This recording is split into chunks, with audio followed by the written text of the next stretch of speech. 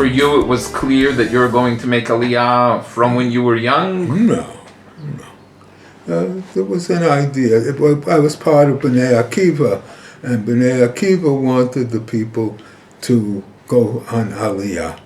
There was some shaliach who came and decided for me that you'll go to university or you'll go to school, and afterwards, when you get your degree, you'll come on Aliyah. I first met him, so I don't remember. We had gone out on 1 or 2 dates, and he had decided I'm the one, I gather, and he started sounding me out because he said he wants to go to live in Israel, whether I would be agreeable to that. So I said, look, it all depends on the situation. If be'emet I'm married to somebody who wants to go live in Israel, I'll go live in Israel. I had a very little knowledge of Israel. I bakoshi even knew there was such a place. I was sure, but I was talking about we'll make Aliyah. I had no concept how many years it would take, He was busy writing his first book. I said, when do you want to go? Now, before we have children and responsibilities, it's the easiest time. But first of all, he had to finish his PhD. And then he got his doctorate, and he got the smircha. Okay. Now I understand where we are. We're going to be living here for quite a while. We're not packing up tomorrow and going anywhere. But my father told me, from the time I was a little girl and I remember something, he was always telling us another 4 years we're going, another 4 years we're going. And 4 years never came. And then one day it was there. So that was a big surprise. He got Uncle Zusha, really worked up about it. And then they went off to Israel before us. I was 12 years old when we came to Israel. We came when I was 10 and a half years old. הייתי בן 8.5, משהו כזה. הייתי בסוף כיתה ב'. הייתי כמעט בת 6. הייתי בת חצי שנה. In my eyes, Israel was some sort of a holy land, and everybody is religious, and everybody is God-fearing, and everybody is praying and doing mitzvahs all the time. גם אני לא הבנתי מה זה ישראל, שאלתי אז אם נגעו בבתים, באוהלים, אולי לא תפסתי מה זה, טוב, אוקיי, עוברים מפה לשם, בסדר. טוב, תבוא לבקר. I felt that it's time to get to go, and I went to the embassy, and they said, well, do you have a job? I said, no, we'll just go like this, and they said, no, you can't,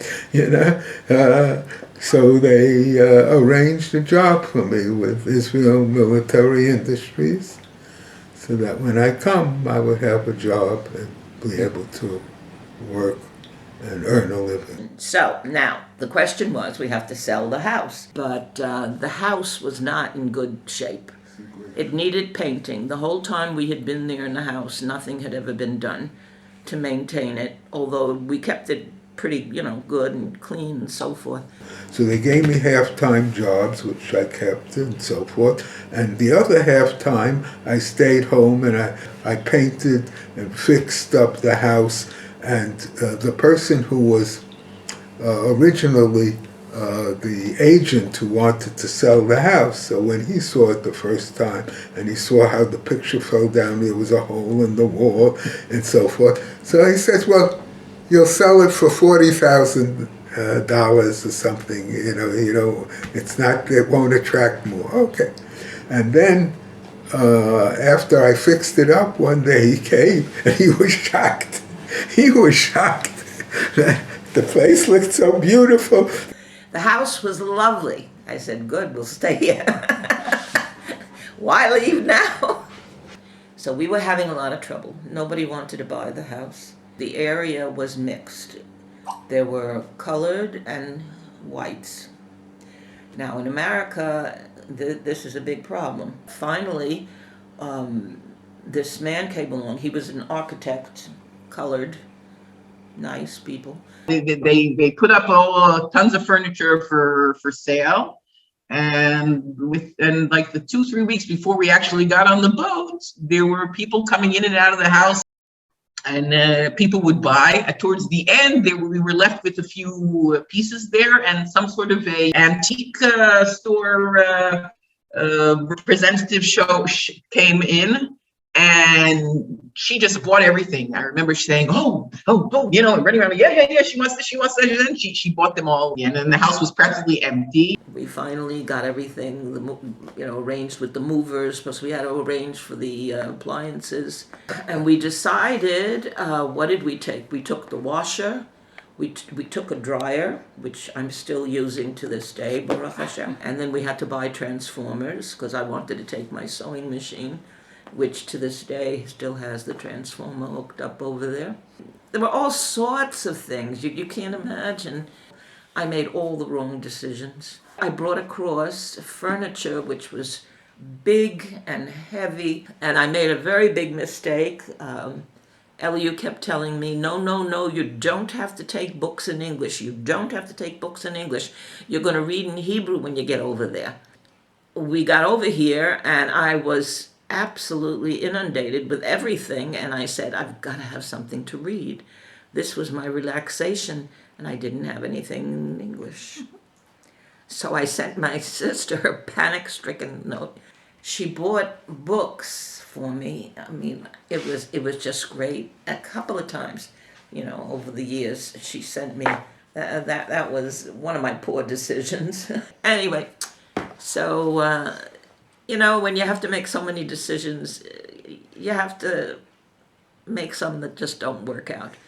It had been decided that we would go by boat. The amount of luggage you could take on the ship was 3 valises for each person. And there were 10 of us, which meant there would be 30 valises. So we went out and we bought the biggest valises we could, and we bought 30 valises.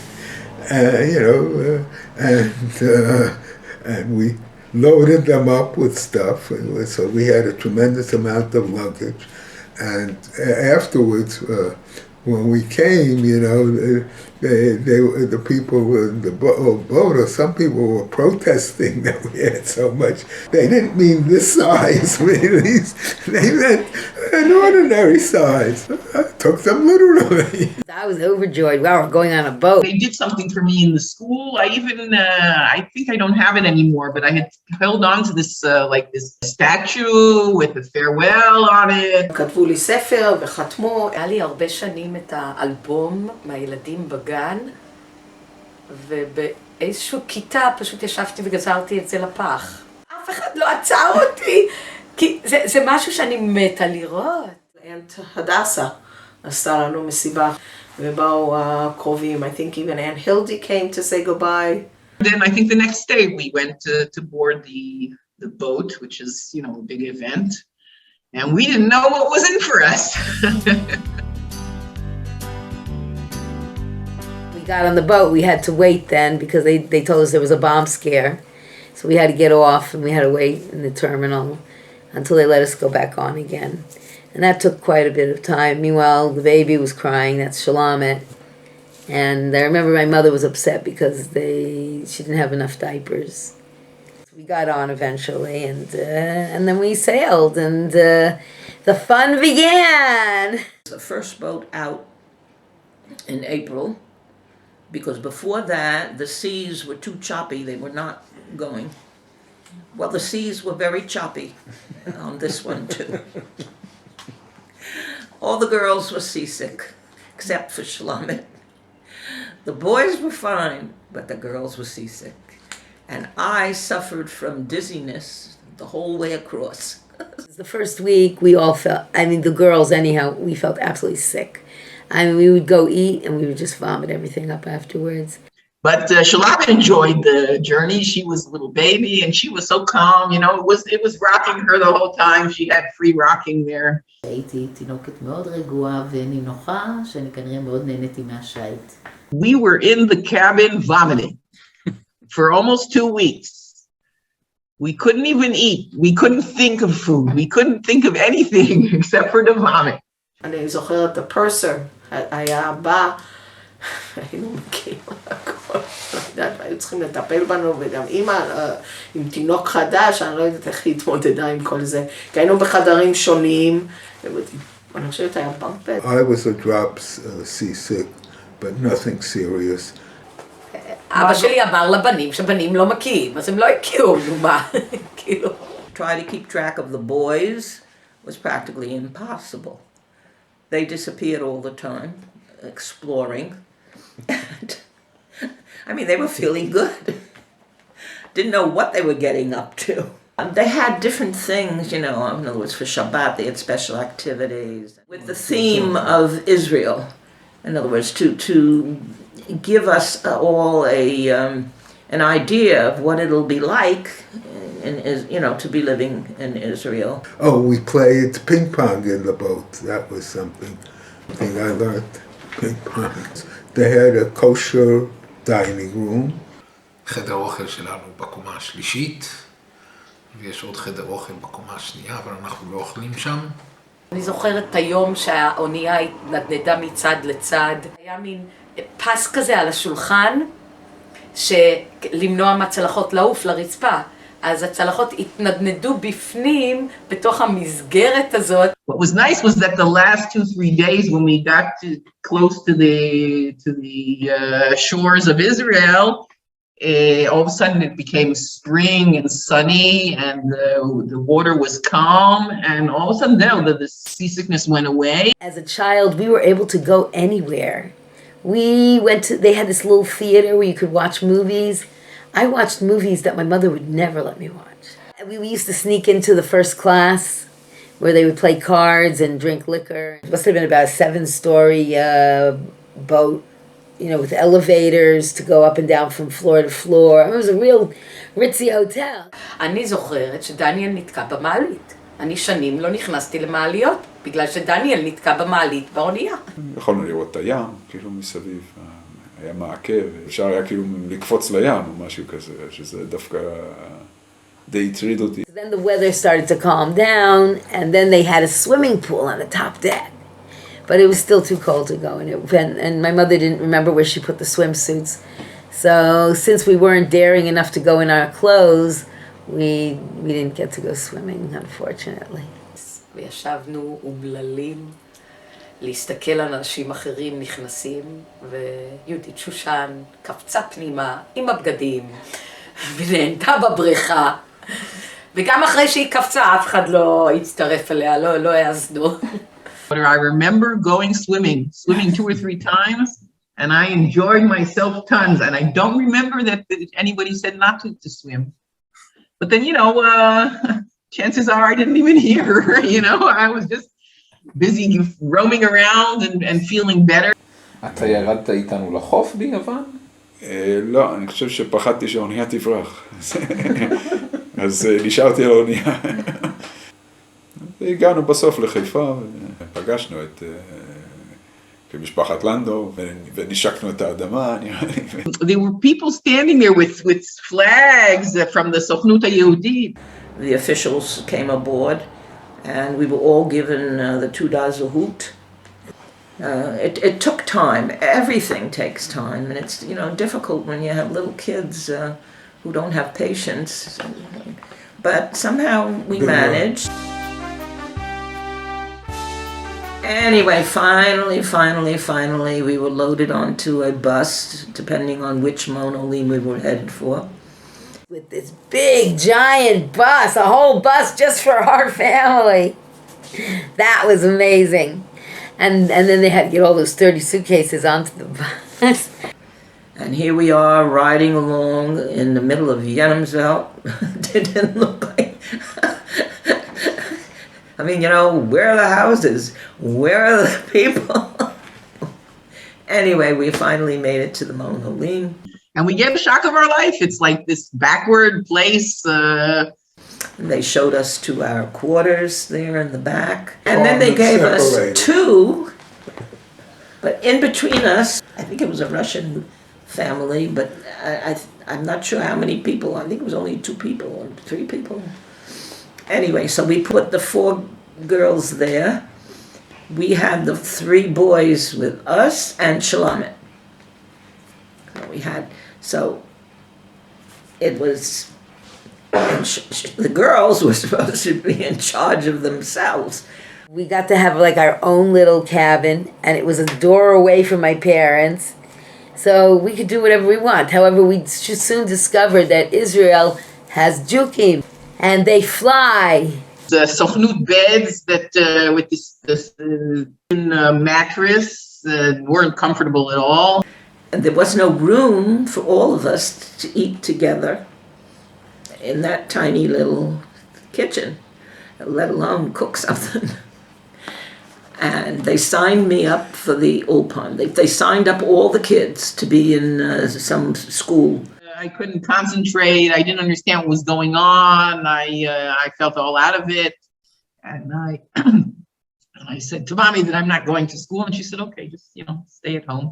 לא הבנתי כמעט כלום. הם היו משחקים משחקים, לא ידעתי מה המשחקים, ולא הבנתי מה הם אומרים, והיה שם עוד אמריקאי שהוא גם ידע עברית, כבר הוא היה, אני חושב, יותר זמן, והם היו משחקים נגיד מחבואים, ואז הוא היה שואל אותי איפה הם כשהייתי עומד מסתכל, והייתי אומר לו, ואז הם היו באים וצועקים עליי, כי הייתי מגלה לו איפה הוא. ישבתי על עדן החלון, כי לא הבנתי כלום, והיה משעמם לי, וקפצתי מהחלון, ועשיתי מלא בעיות, כי הייתי מתוסכלת. מרדתי, ואני עשיתי להם בעיות, למורה, לא הקשבתי, ואני זוכרת פעם אחת קפצתי מהחלון, וברחתי לה, וכל מיני דברים כאלה. היינו משחקים, היינו פשוט יושבים ומשחקים, ומדי פעם הרבי היה קורא לאחד התלמידים, ויושב איתו על האותיות, הוא היה קורא לי ועושה אותו דבר, וזה היה קצת מגוחך, כי אני ידעתי לקרוא, למה הוא לא שואל אותי לקרוא, הוא אומר לי, מה זה האות הזאת, מה זה האות הזאת, מה זה האות הזאת. When we had the hafsakah, I would quick grab the baby carriage and go running down into to the makolet. 3-4 blocks in the hot sun. It was a small little hole in the wall. They didn't have price tags on things, or maybe they did and I didn't notice, but it was like, you wanted it, you took it. This shack with these cartons of fruit on the floor sitting there, and you would come and pick and check whatever. Everything was so expensive too. I remember looking at it. If you wanted any canned goods, ooh, my goodness. Eliu kept telling me, well, you have to switch it. If you change it from dollars, that's what you would have to pay. So till I finally got the hang of it, oh my, so when do we ate anything? אני זוכרת את המשפחה שהיו כל הזמן באים ומלווים, וגונבים כל מיני דברים. I remember once calling, was it from Kfar Chabad? Finally I got through, and the woman who was nearby, I was waiting for somebody on the other side to answer and so forth. And then she asked, is that tafus? So, yeah, I said, it's tafus. I have the phone, it's tafus. So she hung me up. But then I called again and I got through somehow. I remember going to the laundromat all the time. It was a real schlep to lug all the laundry and the diapers, and then to get the machines and have the money that you needed in order to put in the machines. That's what pushed me to say, I cannot stay here. He says, we'll stay here until our apartment in Petah Tikva is ready. You can stay here. I and the children am going. Yes, they wanted me to stay here for a couple of months in order to be able to learn Hebrew. I said, I'll learn Hebrew wherever I am. I don't care what it would cost.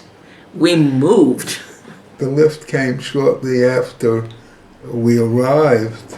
We're supposed to go straight from the boat into storage. Well, somebody goofed and it was put out on the port. Luckily, we had moved into Bnei Brak, into the apartment there. So Eli went up there. They brought it down to Bnei Brak to us.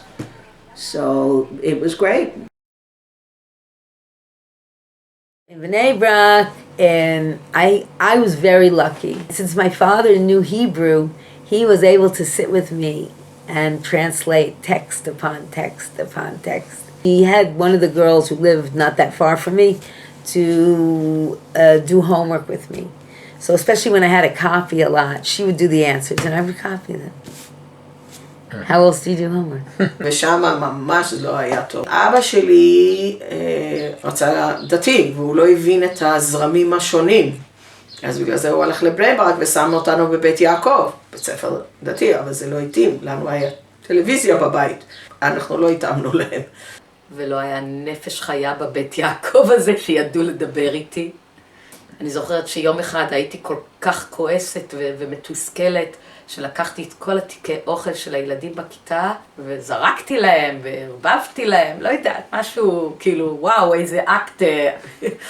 They weren't so nice, to people who don't speak, Tzabar Hebrew. They can be really nasty, children at that age. They laugh at the way you speak, the way you dress. There was one girl that I remember, Shulamit, she lived close by, and she became my friend. And at the end of the year, she said to me, I don't even like you. I just wanted to ride your bicycle. That was very insulting. I remember it till this day. So that was the end of our wonderful friendship after that. Well, I knew Ivrit. My pronunciation was terrible, but I knew Ivrit. I signed up. They had an Ulpan. I didn't make it too many times. The first word I learned in the Ulpan in Kfar Chabad was savlanut. That was the first word she taught us. Savlanut. Yes, well, you have the Sochanut. Savlanut, shalom. I'm like something that I can ask, do you have bread? Do you have milk? Give me something. Basically, when did I finally learn most of my Hebrew? After I started working at Matalon. We never got to future. She only lives in the past. I could have done the Bagrut in English, and I chose to do it like all the other students. To me, that's a great accomplishment, considering the fact that I just came off the boat like 4 years ago or 5 years ago. And I knew some Hebrew, but it wasn't, Towards the end of that year that we were there in Debra, I started knowing how to speak okay. I had an accent, and I would look for a word here, a word there, but basically I could communicate, I understood the teachers. ידענו, אבל זה לא הספיק לכלום. התחלתי כבר קצת יותר להבין, אבל לא לדבר, אבל גם היה קשה. כאילו הייתי עם הדוברי אנגלית, כי אמרו לי שאני צריכה להיות בדוברי אנגלית, ושתבין, זה היה קשה, הרי מגיעות לך עולות, שלמדו באמריקה אנגלית. The stories are that I didn't really start talking until I was 4, but I do remember going to that Gan Trom Chova. I was able to communicate, I guess. I used to play with Nama Greenberg. One day I asked her, what's the Hebrew word for Hamantashen? And she knew. I did not know, she knew. She gave me the answer. And from then on, now I always remember Ozen Haman. פשוט היינו בבית, היה לנו כיף בבית, היינו ביחד. אני ודבורה ובת שבע ופנחס, והיינו משחקים. והיינו מדברים גם כאילו עברית. היינו אומרים, אנחנו מדברים עברית, אבל בעצם היינו מדברים ג'יבריש כזה. באמת הייתי מהגרועים של הדוברי אנגלית. כי בעצם אני לא למדתי בארצות הברית אנגלית, לקרוא ולכתוב. יכלתי לדבר את השפה, אבל לקרוא ולכתוב לא. תמיד הילדים, כשהם היו מגלים שאני מארצות הברית, אז אומרים, תגידי מילה באנגלית, תגידי מילה באנגלית. כאילו, מה אני אגיד? כשנכנסתי לגן, ולא ידעתי מילה בעברית. פתאום היו צוחקים עליי, שאני לא מבינה, והיו עובדים עליי וכולי.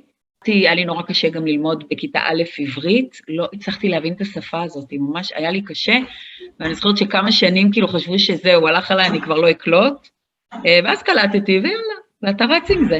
אבל אתה כאילו בין לבין, כי האנגלית שלך היא לא פרפקט, והעברית שלך לא פרפקט, אז זה כאילו קצת נופל בין הכיסאות. אני זוכרת שהיינו מדברים אחד עם השני אנגלית, עד שבאיזשהו שלב, כשלא רצינו שאמא תבין, אז היינו מדברים בינינו עברית, עד שיום אחד אמרנו איזה משהו, ואז אמא אמרת, אני לא מרשה את זה! ומאותו יום הפסקנו לדבר עברית, כי ידענו שהיא מבינה. בעצם היה מצב שהסתבר שאני לא יודעת אנגלית, כי נגיד באוטומט אמרו, מי שדוברת אנגלית יכולה לא להיכנס לשיעורי אנגלית, ואני לא נכנסתי לשיעורי אנגלית, ואז אחרי כמה חודשים עשו איזה מבחן, והמורה גילתה שאני לא מבדילה בין B ל-D. ואז היא אמרה לי, את צריכה להיכנס לשיעורי אנגלית. היה בזה קצת השפלה שאני לכאורה דוברת אנגלית, אבל אני לא.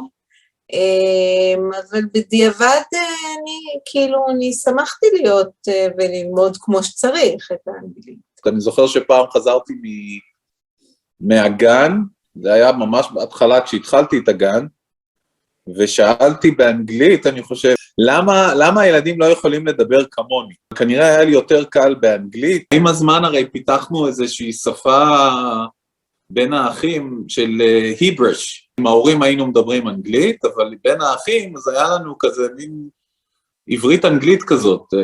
אנגלית מתובלת במילים בעברית, או עברית מתובלת במילים באנגלית. My Hebrew is street Hebrew. I pick it up on the street. In other words, people talk to me, and then I borrow it, so I can talk back. It was recommended, and English speaking, and relatively dati, and so forth. And we lived there for many, many, many years. It was a very rural type of place at the time. In other words, no big, tall buildings and stuff like that. It didn't have a lot of heavy traffic, at least where we were on Orlansky. Both apartments in the back were available, the 3-room apartments. Saba didn't want to take a mortgage. Yeah. He sank every penny we had to buying. And they said they would fix it for us so that we would have one big apartment and not 2 small apartments. I wanted a bigger kitchen because the kitchens were these narrow little rooms on the 2 sides. It was supposed to be a bedroom. I said, can we make this a kitchen? They said, yes. One side was Halavi and the other side was Basari.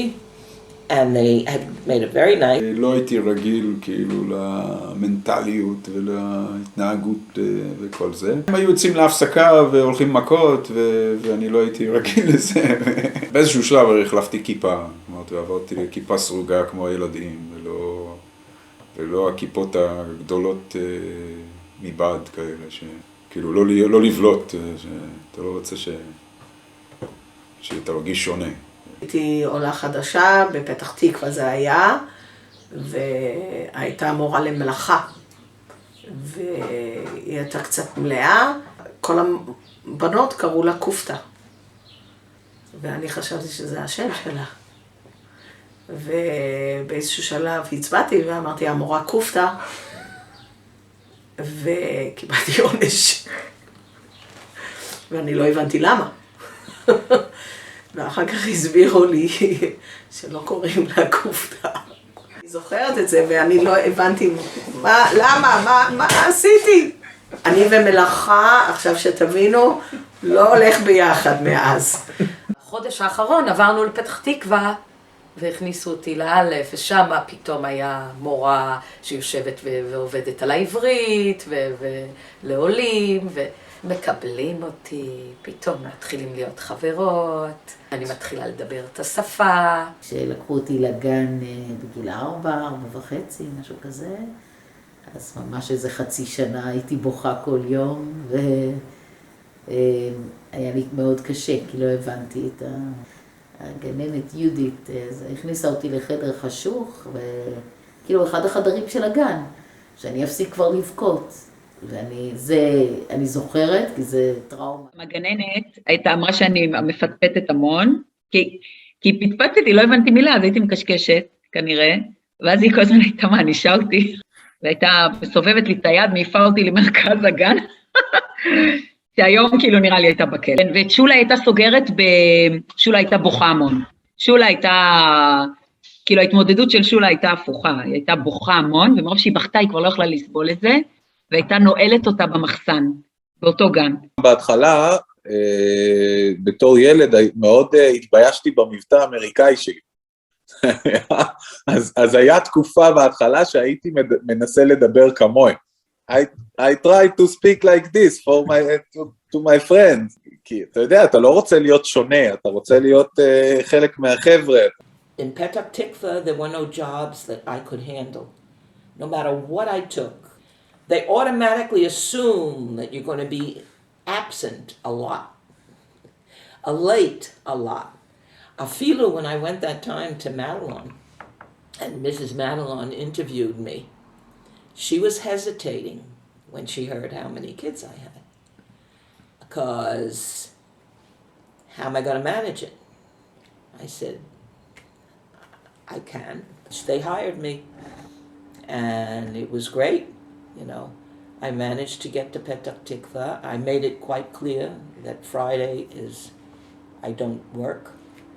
And anyway, it was sort of a half-time job, so it worked out very nicely for all of us.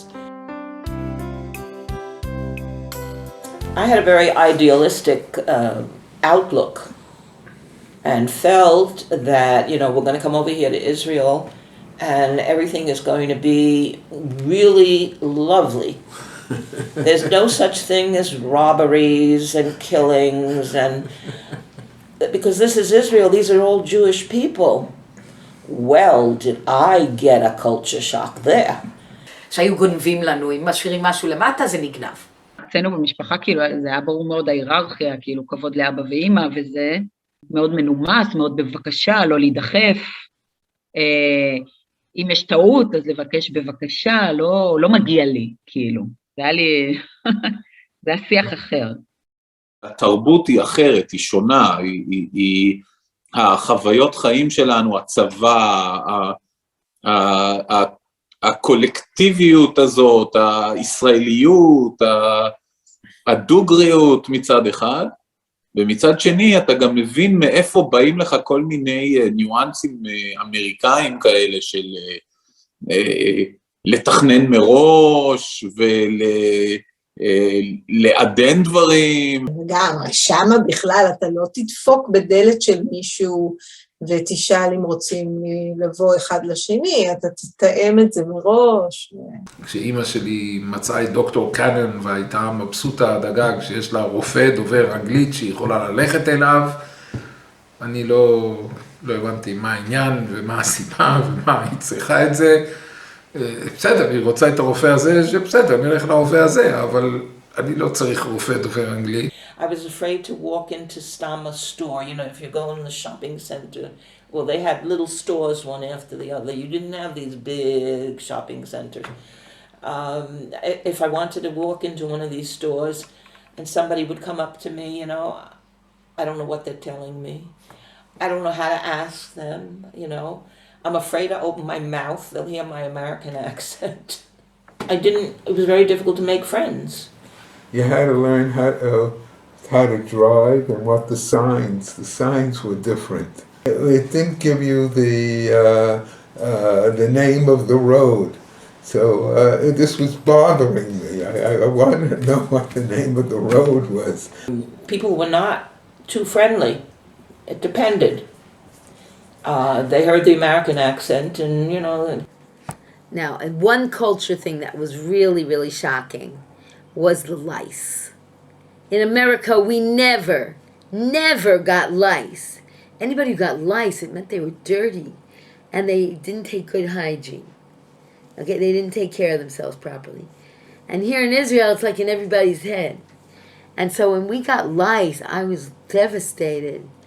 Oh my God, I mean, am I so unclean that I have to get lice? And, you know, we had to work hard to get it out, and it was just excruciating.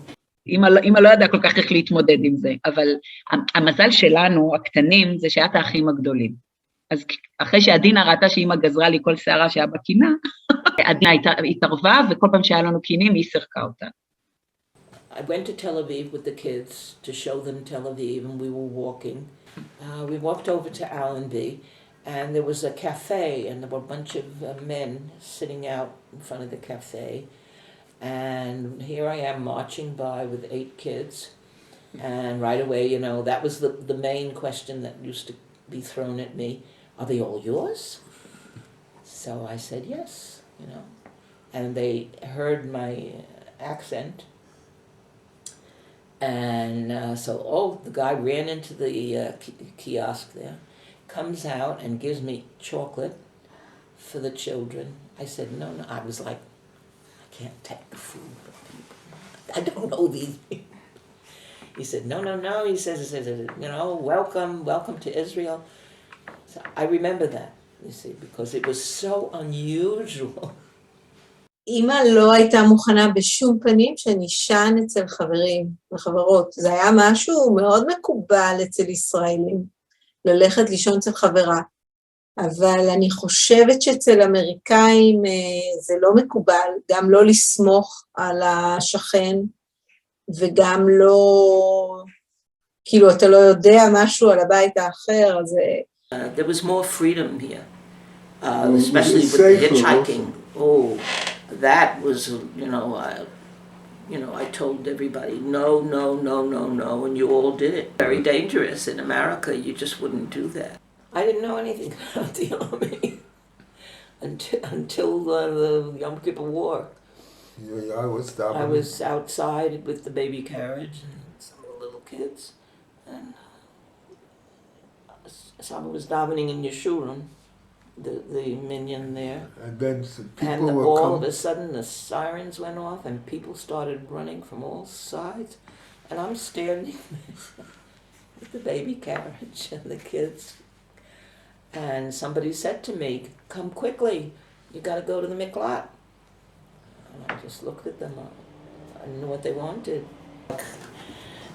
No, I never really stopped to think about that if I'm taking all my kids over there to Israel, they're all going to have to serve somehow or other, and especially the boys. I mean, the girls, okay, they can take a deferment and do something else and be helpful. But the boys, what am I going to do? Anyway, Baruch Hashem, everything worked out all right, and the boys are all okay. גמרתי שירות לאומי ונסעתי לחו"ל. אז הייתי שם, והתחילו לשדך לי גברים. לא התחברתי, הם מנטליות שונה. פה בן 18 הולך לצבא, כאילו, יש לו אחריות. גם גדלתי במשפחה עם אחריות, כאילו, עם הרבה ילדים קטנים וכו'.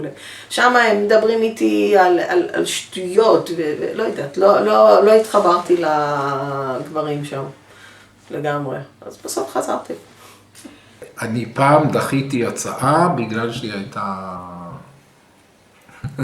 הצעה שהגיעה מהתורמים של הטכניון, של מישהי, אני חושב מקנדה, אבל ואמרתי להם, לא, אני ישראלי וכנראה שיש פערי תרבות, ובאותו רגע זה מה שאני חשבתי לי.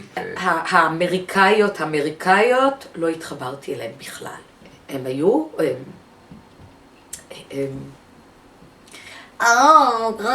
כל ההוואי האמריקאי, לא יודעת להסביר את זה, בכלל לא התחברתי אליהם. אני התחברתי לשקטות, רגועות, הם היו משונים, הם מדברים בקול רע, גם אנחנו.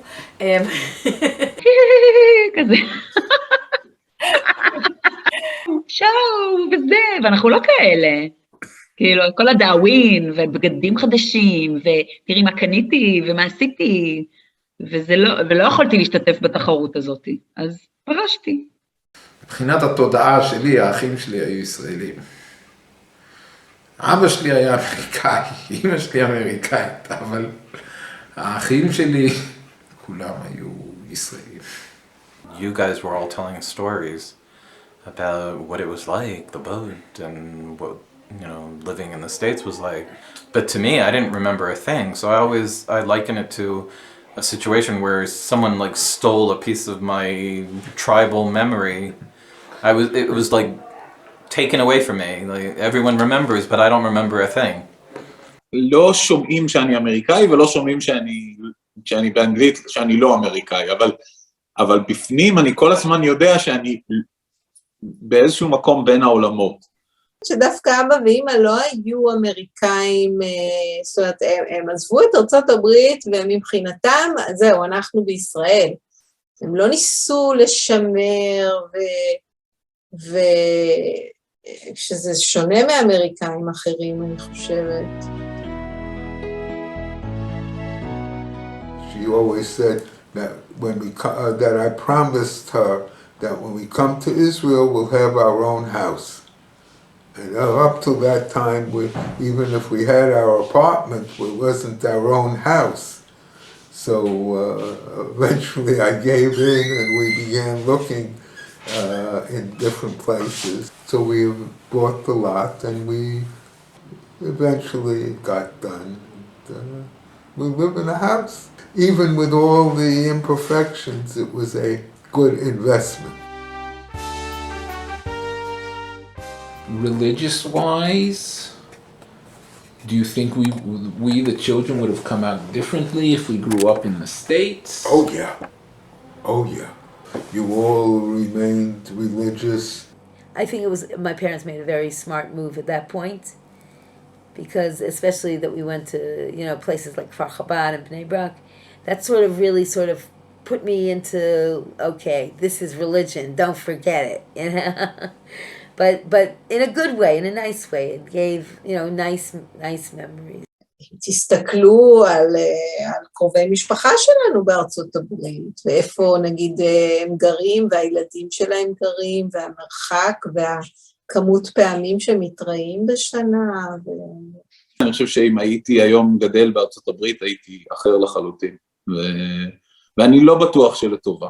אז אני לא יודע אם זה עונה, אבל אני חושב שקיבלתי המון מהדבר הזה. Even if you're not religious here, you still are in an atmosphere where you have the Jewish religion around you. I have all my family here, and I managed to keep them all in touch with each other. So I'm glad, Mehmet. There were times when we were here that I found it very, very difficult. Yes, look, there's problems wherever you go. And but I think, I don't think I would want to live anywhere else except in Israel. בישראל זה ישראל, אין על ישראל. תראה, באתי גם בגיל צעיר, אז אני לא מכיר משהו אחר כל כך. כן. אני מאוד שמחה שגדלתי בארץ, טוב לי בארץ. אני חושבת שזה המקום הנכון להיות. אני מאוד שמחה שעלינו לארץ. בסדר, יש חבלי לידה, מסתגלים, אבל לא מצטערת. מאוד, מאוד. אני חושבת שעם ישראל צריך להיות בארץ ישראל, וזה גדל על זה, עם האמונה של אבא שלי, שארץ ישראל היא שלנו, זה דבר אדיר. אני שמח מאוד. זה קצת חידה איך אנחנו כל כך ציוניים, אבל אני קצת מייחס את זה לדור, קצת מייחס את זה לאבא שלי, שהוא מאוד אידיאולוג וציוני.